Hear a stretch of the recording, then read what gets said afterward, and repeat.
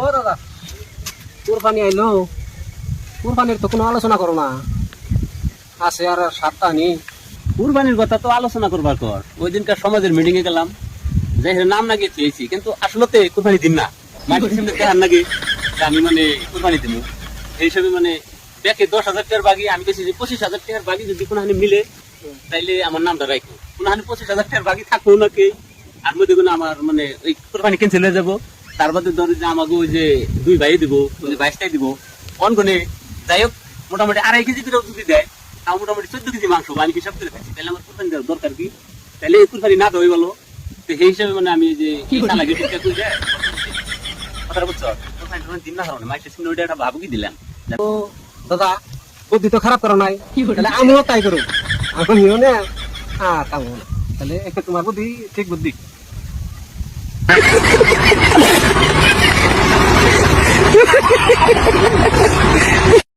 ও দাদা, কুরবানি আইলো, কুরবানির তো কোনো আলোচনা করো না। আছে আর 7টা নি। কুরবানির কথা তো আলোচনা করবার পর ওই দিনকার সমাজের মিটিং এ গেলাম, যাই হোক নাম নাকি চেয়েছি, কিন্তু আসলে কুরবানি দিন না মাটির সামনে দেখার নাকি আমি কুরবানি দিব। এই হিসাবে ব্যাকে 10,000 টাকার বাগি আমি কেছি যে 25,000 টাকার বাগি যদি কোনো মিলে তাইলে আমার নামটা রাখবো। কোনো 25,000 টাকার বাগি থাকবো নাকি আর মধ্যে কোনো আমার ওই কোরবানি ক্যান্সেল হয়ে যাবো। তার বাদে ধরে যে আমাকে ওই যে 2 ভাই দিব, ওই যে 22টাই দিব অনগনে। যাই হোক মোটামুটি 2.5 কেজি করে যদি দেয় তাও মোটামুটি 14 কেজি মাংস আমি হিসাব করে খাচ্ছি। তাহলে আমার কোরবানি দেওয়ার দরকার কি? তাহলে এই কোরবানি না দেওয়াই ভালো। তো সেই হিসাবে আমি যে লাগে ঠিকঠাক করে যায় কথাটা বুঝছো, কোরবানি দিন না কারণে মাইসের সামনে ওইটা একটা ভাবুকি দিলাম।